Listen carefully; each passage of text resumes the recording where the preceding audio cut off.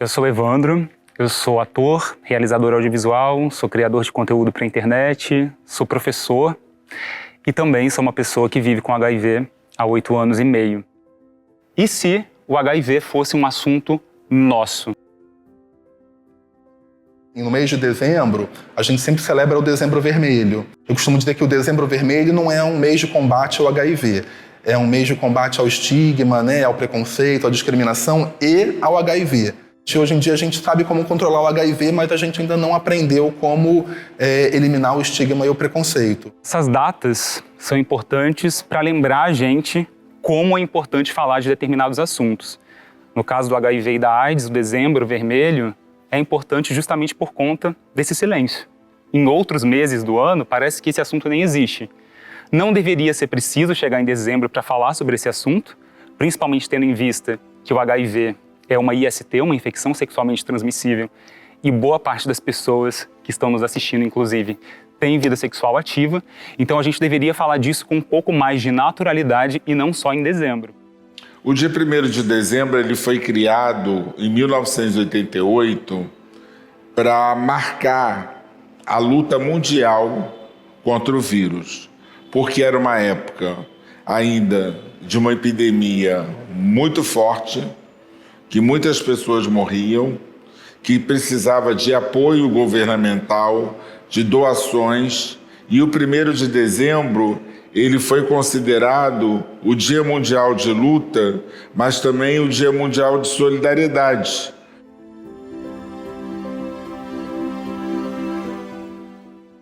A AIDS ela é a denominação que a gente tem para uma síndrome causada pelo vírus HIV, né?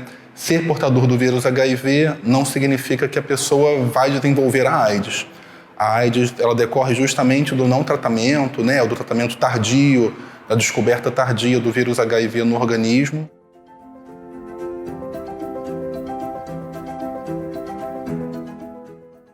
Hoje em dia, a gente tem diversos mecanismos de prevenção, né?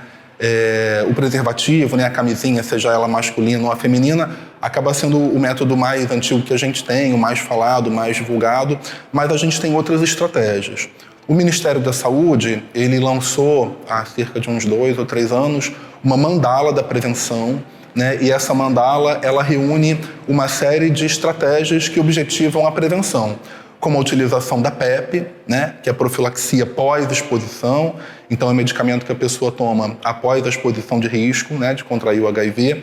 A gente também tem a PrEP, que é uma estratégia bastante interessante também. A PrEP ela é um medicamento que a pessoa toma antes da exposição, antes de uma eventual relação desprotegida.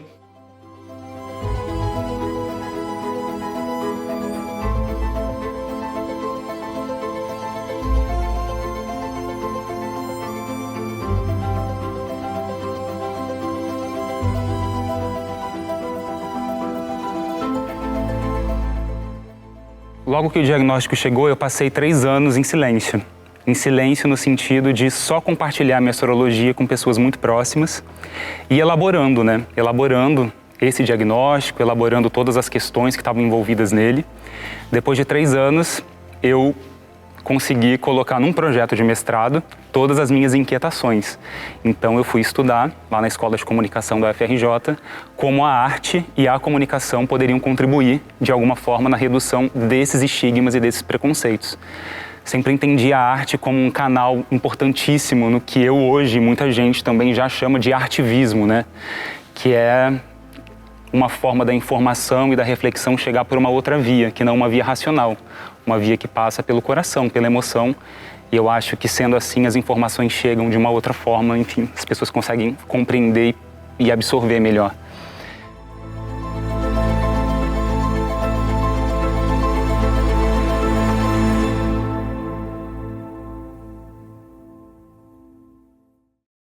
Eu sou muito privilegiado nesse aspecto do apoio, principalmente o apoio familiar. Eu tive apoio irrestrito da minha família, do meu núcleo, né? Pai, mãe, irmã, e também dos meus amigos, amigas, amigues ali que estavam juntos comigo.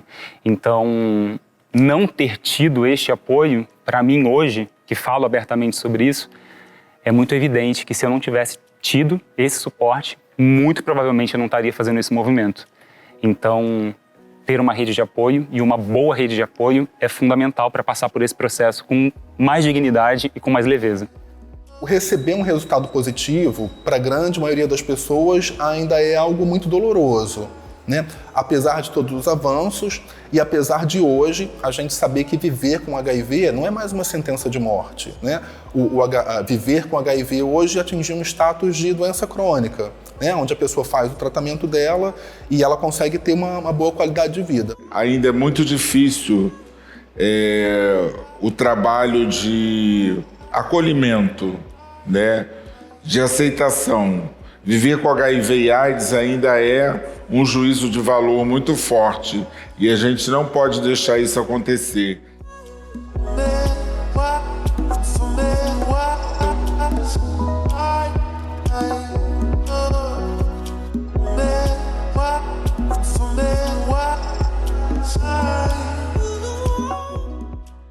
Que existe um silenciamento em torno desse tema.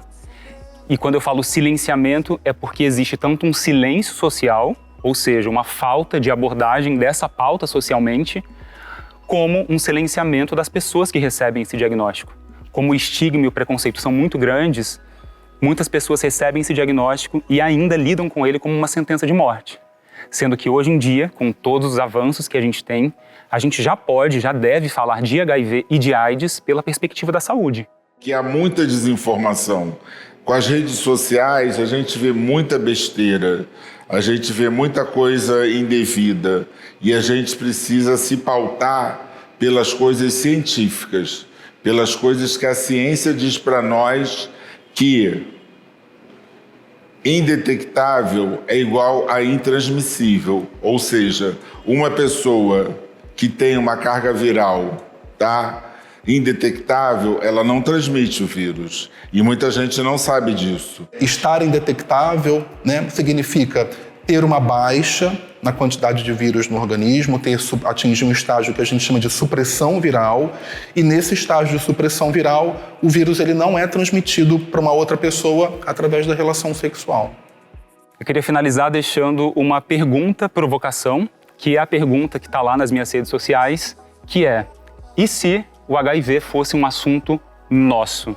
E quando eu digo nosso, é realmente entender que esse é um assunto de saúde coletiva, que diz respeito a todas as pessoas e não somente a pessoas como eu que vivem com o vírus.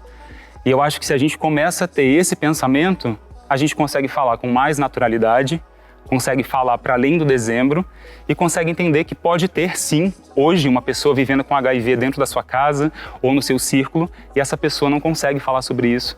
E você pode ser um vetor para essa pessoa romper esse silêncio, além de, enfim, contribuir para que o tema seja atualizado socialmente.